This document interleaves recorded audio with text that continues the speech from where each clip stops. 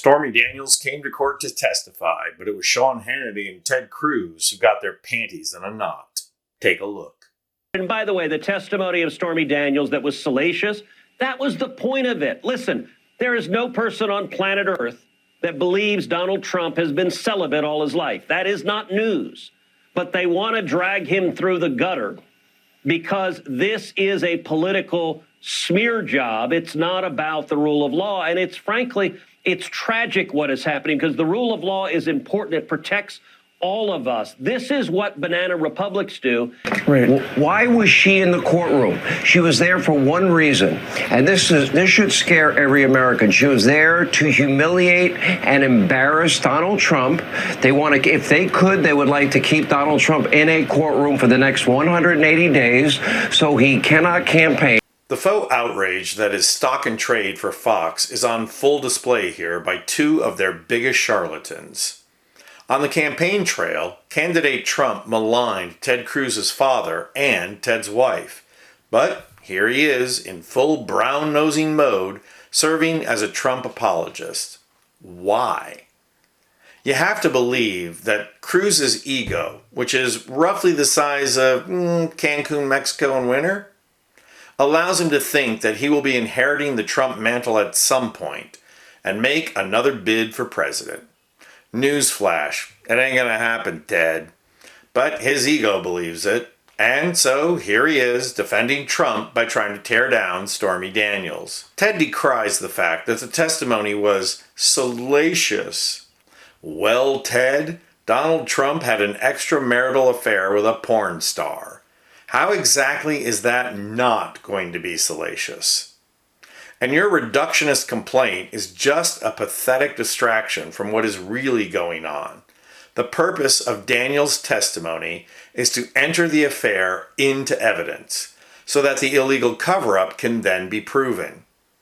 Cruz continues the distraction by flipping the equation, asserting that no one on the face of the earth believes Donald Trump has been celibate all his life. Well, Ted, you're right. No one believes that. But boy, do a lot of people wish he'd been celibate all his life. Even so, it comes as no shock that Cruz is being deceptive here. Celibacy is not the issue. Extramarital affairs are. But then accuracy is never really Ted's goal. Feeding talking points to MAGA morons so they will continue to support Trump. That's the goal. And of course, Cruz is not alone in that project. The grand master of faux outrage, Sean Hannity, has to contribute to the chorus as well and use the same playbook. Reductionism, ulterior motives, conspiracies. And once again, it would be laughable if it weren't so pernicious. Hannity whines that Daniels was there to humiliate and embarrass Trump. No, Sean. Daniels went on the Jimmy Kimmel show to do that, and frankly, she did a pretty good job. Thanks to that appearance, we now know that Donald von Schitzenpants has a mushroom penis. But kudos to Hannity for trying to convince his audience that every American should be afraid of the state being able to bring evidence against those being accused of a crime. Really? Every American needs to be afraid of government overreach because Trump had an affair with a porn star and illegally tried to hide that fact? Oh, we should all move to Canada now. Tell you what, Sean, you go first. But what would a Hannity diatribe be without a conspiracy theory thrown into the mix?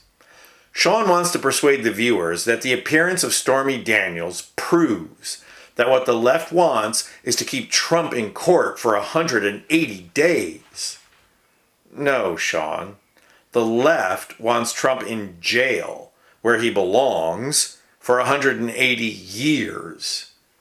The difference is, rather than do it with a conspiracy, the left is perfectly happy to see it through the legitimate operations of government. It's too bad the right can't say the same thing. January 6th. And speaking of the same thing, the faux outrage that Cancun Cruz and simpering Sean manufacture betrays an important point here. In their view, all this controversy and spectacle is a plot against poor, innocent Don Snorleone. And yet, there don't seem to be any porn stars and Playboy bunnies alleging affairs with Joe Biden. And why is that, Fox Nation? As the titular head of the Biden crime family, Joe Biden should be just as subject to these kinds of allegations as Trump. And yet, nothing there. And there's nothing there because unlike the con man from Queens and best friends with Jeffrey Epstein, Joe Biden is a decent man with family values.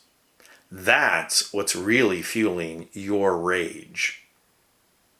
I'm Anthony Vincent Gallo for Occupy Democrats.